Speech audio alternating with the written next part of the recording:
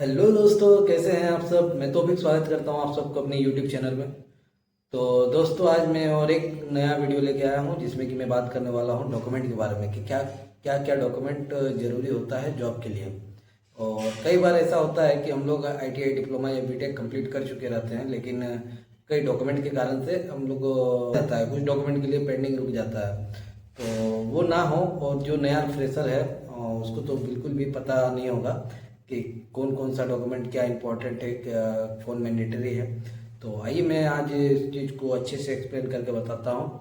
तो सबसे पहले मैं बात करने वाला हूँ कि आधार कार्ड के बारे में। आधार कार्ड एक आज के डेट में बहुत ही ज़रूरी डॉक्यूमेंट है।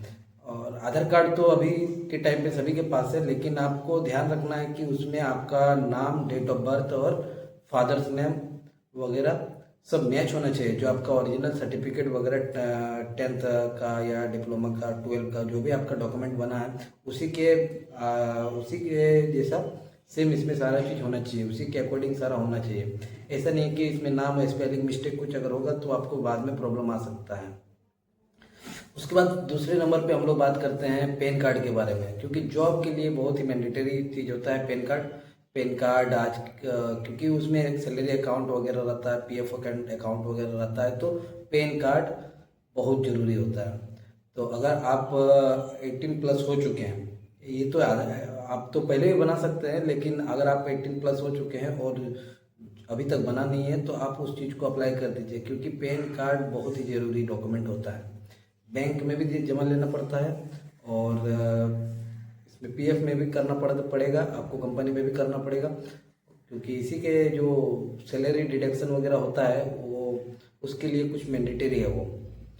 तो उसमें भी आप ध्यान रखिएगा कि उसका भी नेम वगैरह सारा मैच करे। और आप अगर जब भी बनाए तो एक रेफरेंस लेके बनाए, जैसे कोई आधार कार्ड का रेफरेंस से, चाहे ये डॉक्यूमेंट के रेफरेंस से बनाइएगा।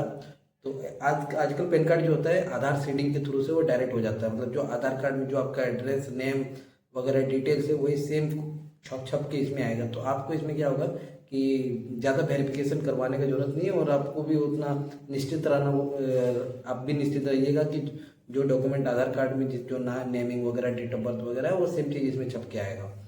तो ये हो गई यार पैन कार्ड की बात। अब हम बात करते हैं तीसरा, सैलरी अकाउंट के बारे में। तो आपका कम से कम एक सैलरी अकाउंट होना चाहिए। अकाउंट अगर होगा भी सबके पास तो वो आप चेक कर लीजिए कि वो सैलरी अकाउंट वो हो। अगर वो सैलरी अकाउंट नहीं है तो आप उसको कन्वर्ट करवा लीजिए सैलरी अकाउंट में। नहीं तो बाद में दिक्कत क्या होगा कि आपका पेमेंट तो आएगा, सैलरी आपका अकाउंट में आएगा, जब आप उसको वो लिंक भी हो जाएगा, लेकिन जब आपका मतलब एक लिमिट होता है। जैसे मैं अपना केस बता रहा हूँ कि जब मैं फर्स्ट टाइम कंपनी ज्वाइन किया था तो मेरा एसबीआई का एक अकाउंट था, उसका माइनर अकाउंट था, उसका लिमिट था 50,000 सालाना, मतलब हम उसमें ट्रांजेक्शन 50,000 ही कर सकते थे। तो मुझे पता नहीं था, आता था तो जितना ज़रूरत रहता था उतना यूज करते थे, बाकी अकाउंट में रहता था।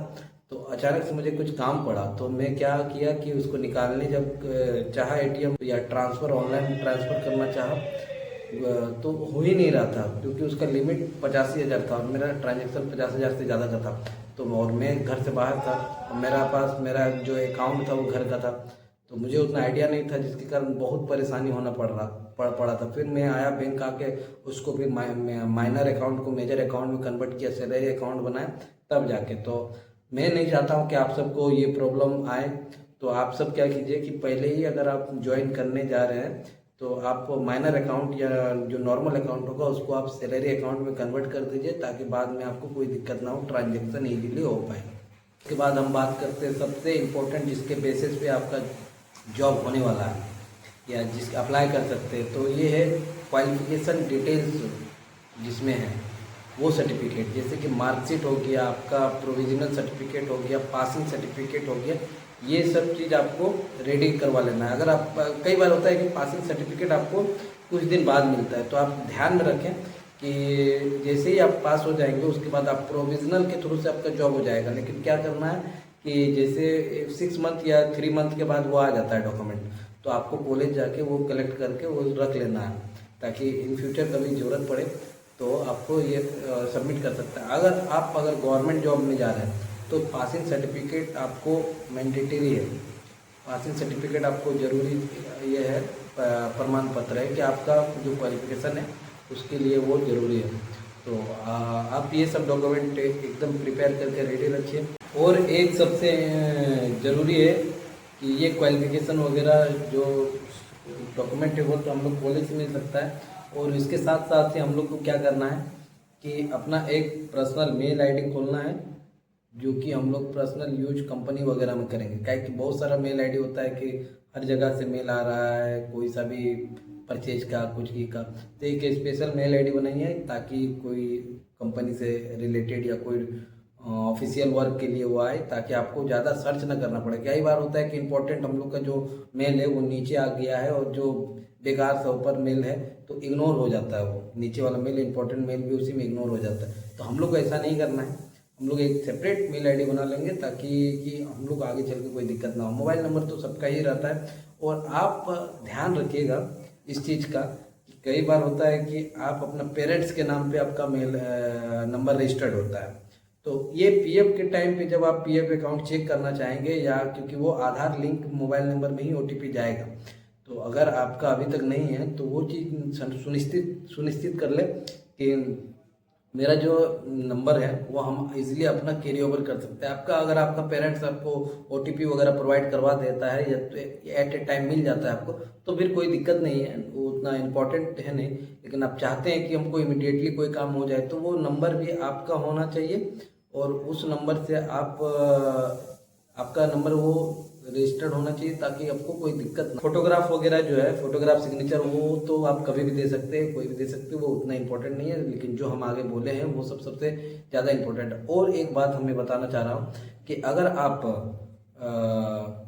अगर आप कैटेगरी वाइज अगर जॉब ले रहे हो गवर्नमेंट में या कोई स्टेट गवर्नमेंट में, कैटेगरी वाइज जैसे एसटी, एससी, ओबीसी और ईडब्ल्यूएस है, तो ये डॉक्यूमेंट भी आपको ज्वाइनिंग से पहले ये प्रिपेयर रखना पड़ेगा।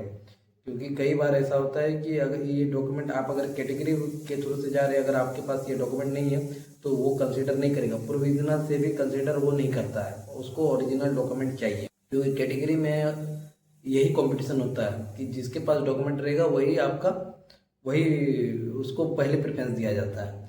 तो आप इस बात का ध्यान रखें और अपना डॉक्यूमेंट रेडी रखें।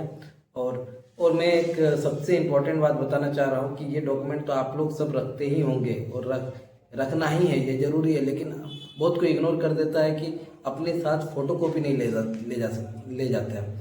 जैसे कि जो भी डॉक्यूमेंट आपके पास है उसका एक फ़ोटोकॉपी, एक कॉपी फ़ोटो रख लीजिए जेरॉक्स करके, और स्कैन कॉपी भी रखिए, ताकि क्योंकि कब कौन सा डॉक्यूमेंट ज़रूरत पड़ जाए, और आप तो घर से बाहर आए होंगे और वहाँ डॉक्यूमेंट अगर नहीं होगा तो आपका स्कैन के थ्रू से भी वो हो जाएगा। ऑनलाइन डिजिटल टाइम है, तो वो आपको वहाँ से हेल्प मिल जाएगा।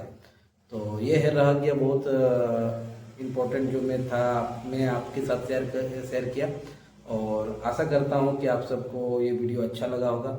अगर अच्छा लगा है तो प्लीज़ लाइक कीजिए, शेयर कीजिए, सब्सक्राइब कीजिए, ताकि मैं इस तरह से अच्छा वीडियो लाऊं।